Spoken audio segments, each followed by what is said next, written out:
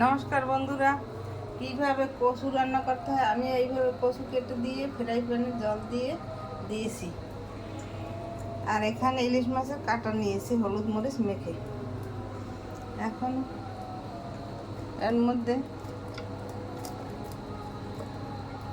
1 চামচ মরিচের গুঁড়ি, 1 চামচ হলুদের গুঁড়ি,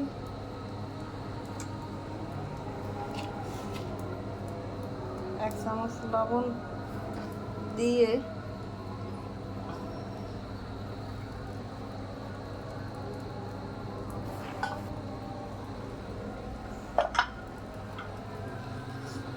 এখন প্রেসারে দিয়ে দেব তাড়াতাড়ির জন্য।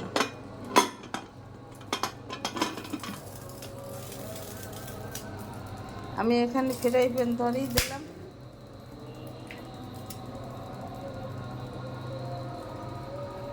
এক টেবিল চামচ তেল দিয়ে দিলাম।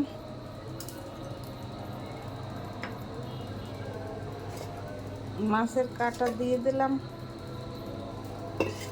আমি 2 মিনিট পর ফিরে আসছি। 2 মিনিট পর ফিরে আসছি। আমি মাছের কাটা আর তেজপাতা দিয়ে দিলাম।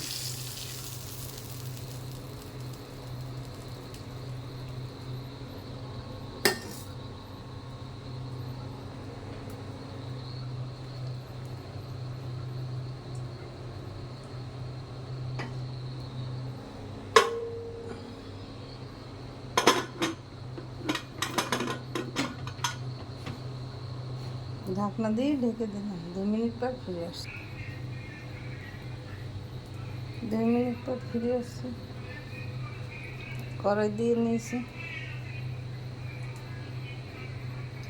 কড়াইতে 1 টেবিল চামচ তেল দিয়ে দিয়েছি। জিরা ফোড়ন দিয়ে দিয়েছি।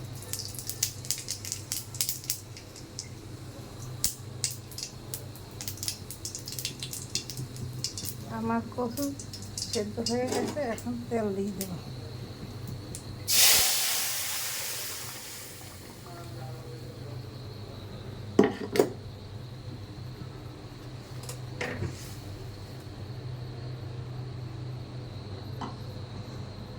এখন একটু ধনের গুঁড়ি 1 চামচ,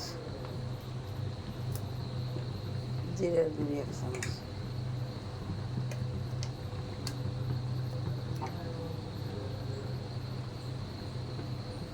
মরিচের গুঁড়ি 4 ভাগের 1 ভাগ।